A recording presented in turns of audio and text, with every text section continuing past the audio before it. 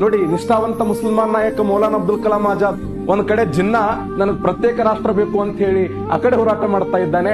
ಈ ಕಡೆ ಒಬ್ಬ ಪುಣ್ಯಾತ್ಮ ಮೌಲಾನಾ ಅಬ್ದುಲ್ ಕಲಾಂ ಆಜಾದ್, ಆತನು ಮುಸಲ್ಮಾನನೇ, ಒಂದ್ ಕಡೆ ಇಲ್ಲ ನಾ ರಾಷ್ಟ್ರದ ಪರವಾಗಿ ಹೋರಾಟ ಮಾಡ್ತೇನೆ, ಅಖಂಡ ಭಾರತದ ಪರವಾಗಿ ಹೋರಾಟ ಮಾಡ್ತೇನೆ ಅಂತ ಈ ಪುಣ್ಯಾತ್ಮ.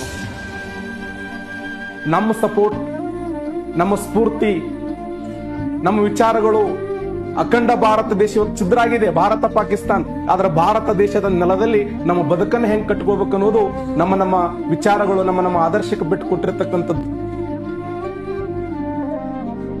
ಸರ್ವೇ ಜನ ಸುಖಿನೋ ಭವಂತು ಎಂಬ ತತ್ವದ ಮೇಲೆ ಬದುಕಿದಂತ ದೇಶ ಭಾರತ ದೇಶ.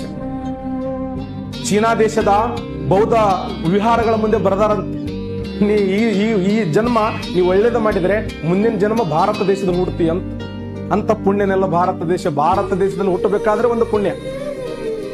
ಉತ್ತರ ಕೊರಿಯಾ ಬಹಳ ಡೇಂಜರ್ ದೇಶ ಅದು. ಆ ದೇಶದ ಅಧ್ಯಕ್ಷ ಮಾತಾಡಿದ್ರೆ ಬಾಂಬ್ ಹಾಕ್ತೀನಿ ಅಂತ, ನಾವು ಯಾಕ್ರಿ ಹಾಕ್ಲೇನು ಯಾಕಂತ ನನಗಂತ.